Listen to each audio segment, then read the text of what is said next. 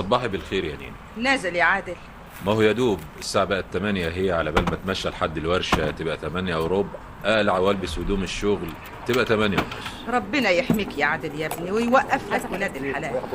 اهو انت اللي فاضل لي من بعد وفاة المرحوم. ابويا ما ماتش يا نينا.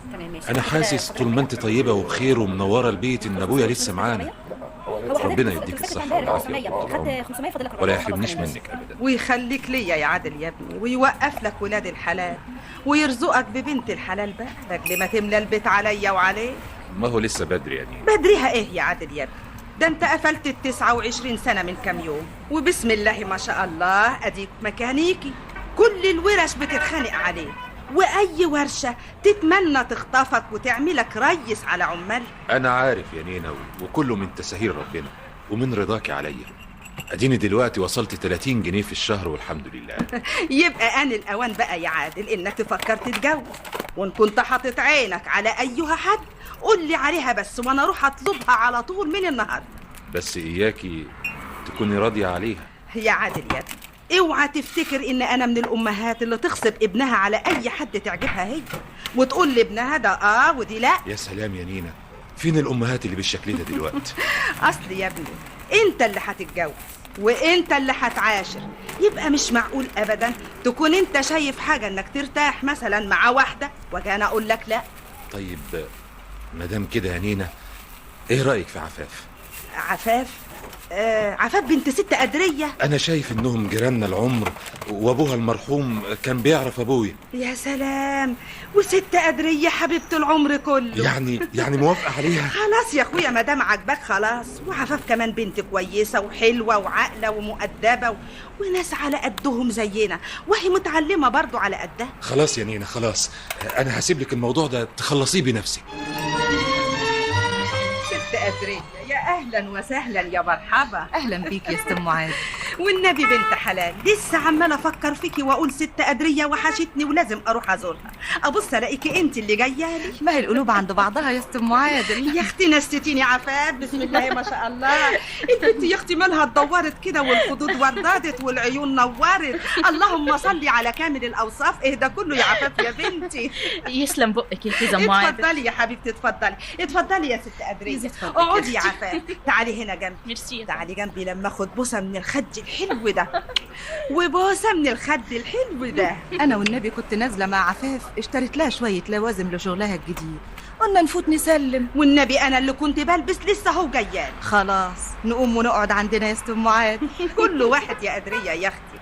لكن ما قلتليش شغل ايه اللي بتقولي عليه عشان عفاف ده؟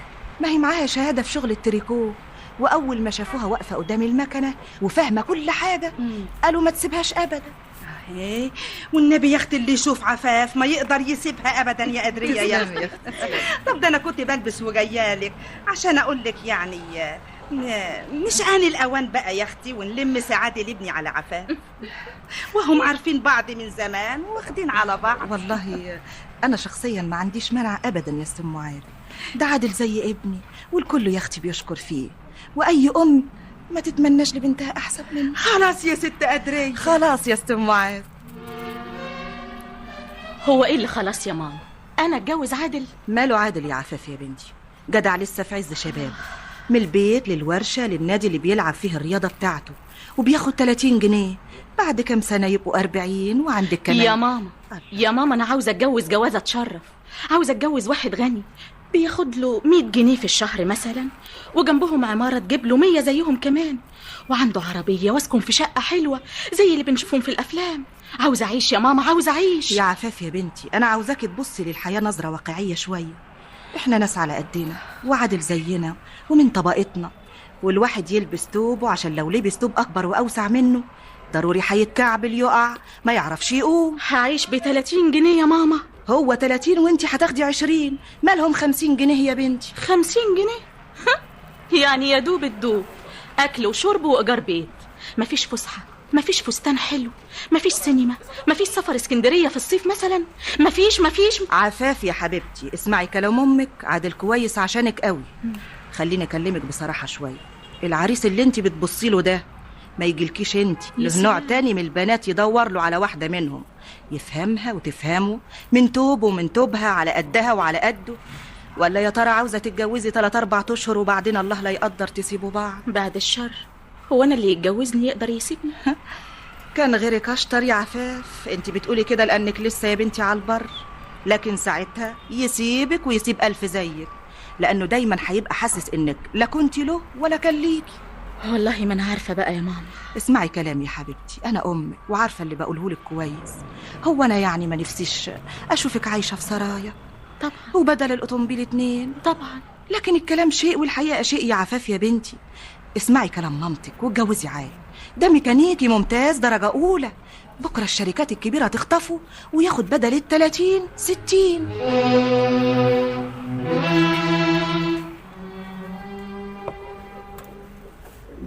يا سلام عليك يا عادل، والله العظيم انا لو بايدي لسميك الباشمهندس واديك بدل ال30 جنيه 60. تعيش يا اسطى، ده انا عندي الشهاده دي بالدنيا. اصل الحق ما استخباش، اللي انت عملته في المكنه دي عمر ما حد فكر انه يعمله، ده بس من توفيق ربنا ورضاه علينا. وعشان كده ماهيتك من اول السنه الماليه الجديده، يعني بعد 3 اشهر هتبقى 35 جنيه.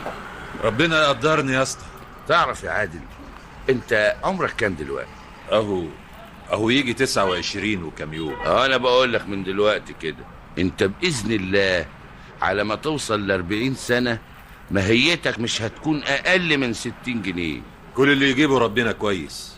اهو ده يمكن وش العروسه. دي انت نويت ولا ايه يا عادل؟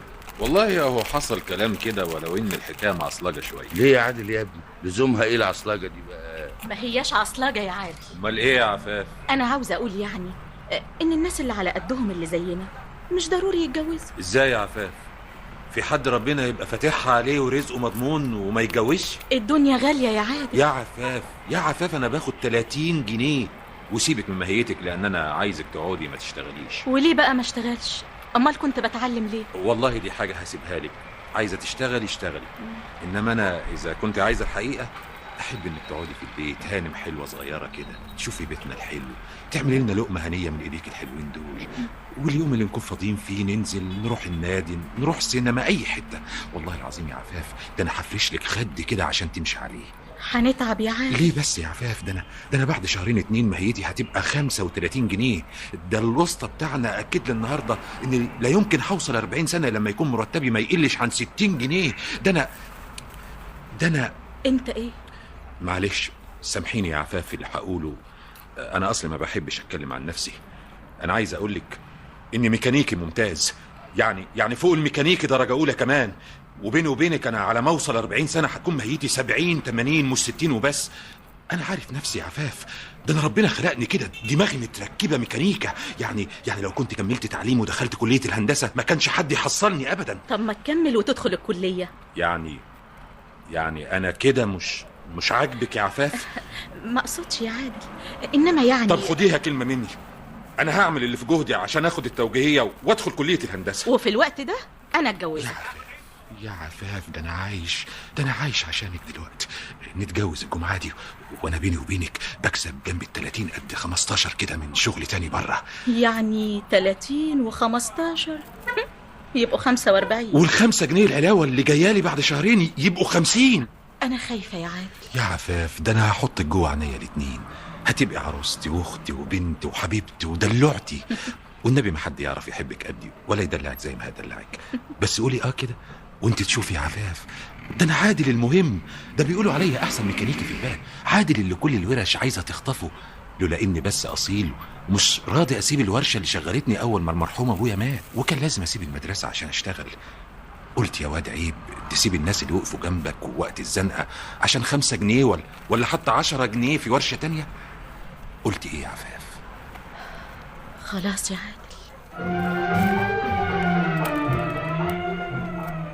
عادل. أيوة. عادل. أيوة. انا نازله. رايحه فين يا اجمل عروسه في الدنيا؟ يا خبر، لسه عروسه واحنا بقالنا 3 سنين متجوزين. ده انت تفضلي طول عمرك كده عروسه عفاف، واللي يتجوزك يفضل طول عمره عريس جديد، ومع كل طلعه شمس كل اللي يشوفه يقول له صباحيه مباركه يا عريس. ما قلتليش رايحه فين يا اجمل عروسه في الدنيا؟ نازله اشتري شويه حاجات، مش هتاخر. طب انا كمان هنزل اقعد شويه في النادي ومش هتاخر.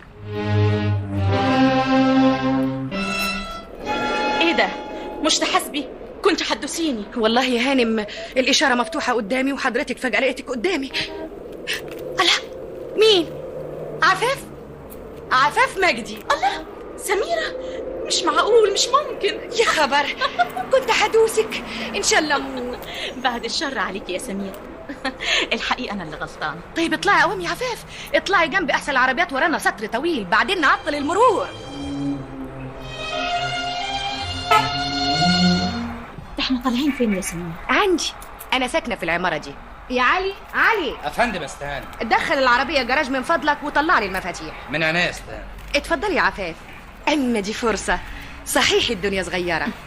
ما عندكيش فكرة عن فرحتي بالمقابلة الغريبة دي يا سميرة. وأنا كمان والله يا عفاف. اتفضلي اتفضلي في الأسانسير، أنا ساكنة في الدور ال18. يا خبر أبيض، دي حاجة تدوخ.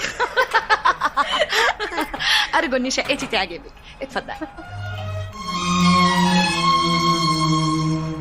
الله، مش معقول. أهلا بيكي. حق يا سميرة، دي مش شقة، دي متحف. ايه ده كله؟ دي حاجات زي اللي بنشوفها في افلام السينما العالمية كمان. ما أنا اتجوزت مهندس بقى، شغلته الهندسة والديكور وبني نص عمارات الحي اللي احنا فيه ده تقريبا، وقال لي لازم أعمل لك أجمل شقة في البلد.